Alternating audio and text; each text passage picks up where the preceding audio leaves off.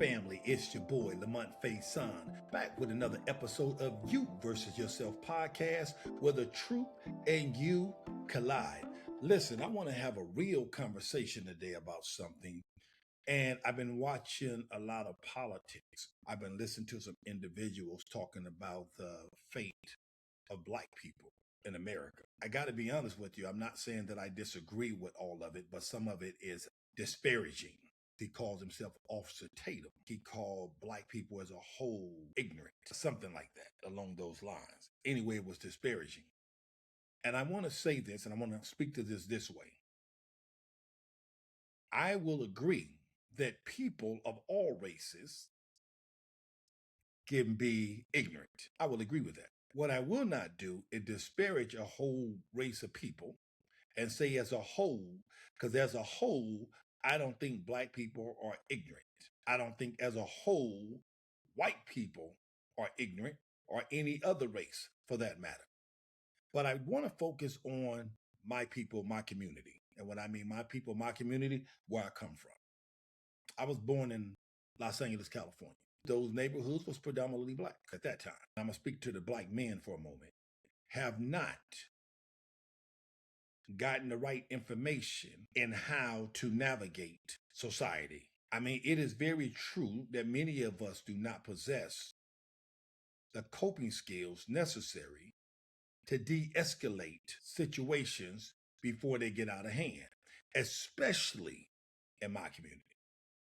And I am almost certain that we were not taught that in many cases to de-escalate. When I go to the jails and speak, when I talk into the community, most of us have the same information.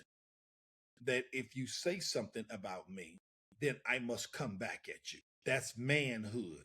You don't let anybody disrespect you. First of all, I will agree with that, but how I respond is what's going to be important. Because what we have now, ladies and gentlemen, in the way we respond aggressively, negatively, or violent is getting us caught up in the system. And in some cases, we're getting our lives taken. Now, I don't know about you, but I don't have to be the brightest crayon in the box to understand something's wrong with that picture. I can't literally just sit here and say, oh, it's the police fault that I got in the fight. And they have their own issues as well. But today's focus is on us and our decision making and why we don't de-escalate. And I'm answering that question for many of us because we're not necessarily taught to de-escalate. I believe that in order to de-escalate, got to have some level of vulnerability. I have to be able to put the ego aside. I have to be secure within myself. I was having a conversation with somebody the other day, and they were talking about Tupac. I said, isn't it ironic that an individual has a level of wealth where they don't have to be in the neighborhood, they don't have to sell dope, they don't have to engage in the day-to-day activities in the neighborhood that some of us tend to do when coming up out of there, selling dope, hanging on the corner, talking bad about one another. He did not necessarily have to do that, but he enthralled himself in that lifestyle, even with money. Somebody said, well, Lamont, what is that all about? Your nervous system, our nervous system is sick, and it is accustomed to chaos. And it doesn't matter about the amount of money that you have, because this is a conscious or mental thing. You have to be self-aware of what's going on, and you have to be knowledgeable or cognizant of what's happening within you and around you.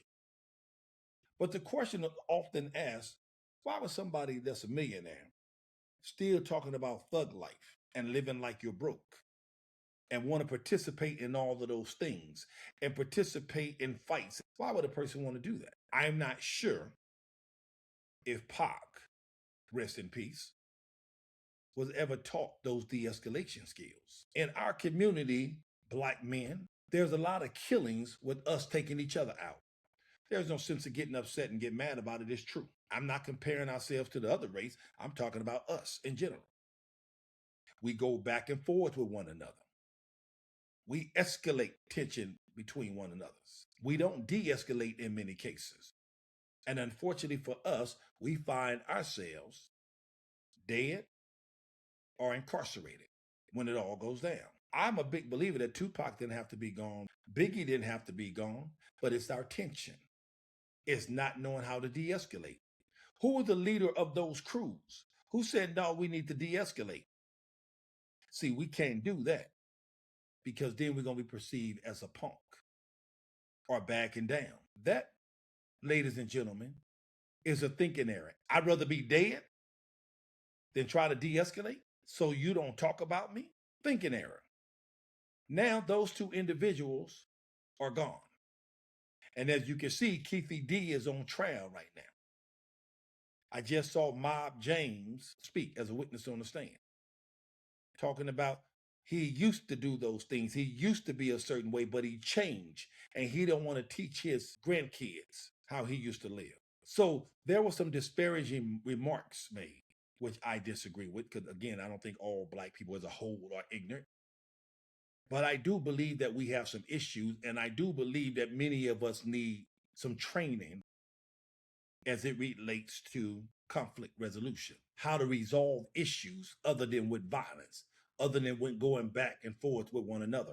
I literally watch sometime when I'm on here posting conflict resolution stuff and de-escalation, because again, I'm a licensed domestic violence professional and an anger management specialist. My goal is to give you tools to quell the situation, to de-escalate it so it does not escalate into violence, so our kids don't be killed, so our parents don't be killed, so somebody don't do a drive-by and take me out and take us out. That's my job, is to give you those tools. So I'm challenging today Black men.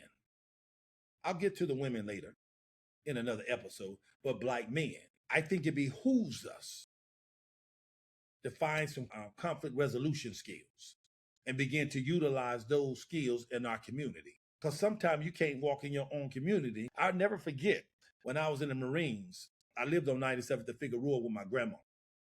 And I remember walking down Figueroa. I had just got out the Marine Corps, and I had my red, that's Crip neighborhood, those are the Hoovers. And I was young, but I was getting out the military. So I'm well aware where I'm at, who the people are, I get it. And I know the rules. So I had my red Marine Corps jacket on. I think it had a yellow stripe on it. And I was approached by two other Black men. Now, we're young. I think I'm 18. I think I just got out of boot camp. And these gentlemen, 20, 21, 22. And they stopped. What set you from, cuz? I said, man, I'm in the Marines.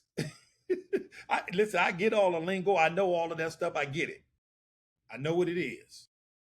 But at that time, I'm doing something different. And they couldn't see me as a Black brother that's in the military doing something positive for myself.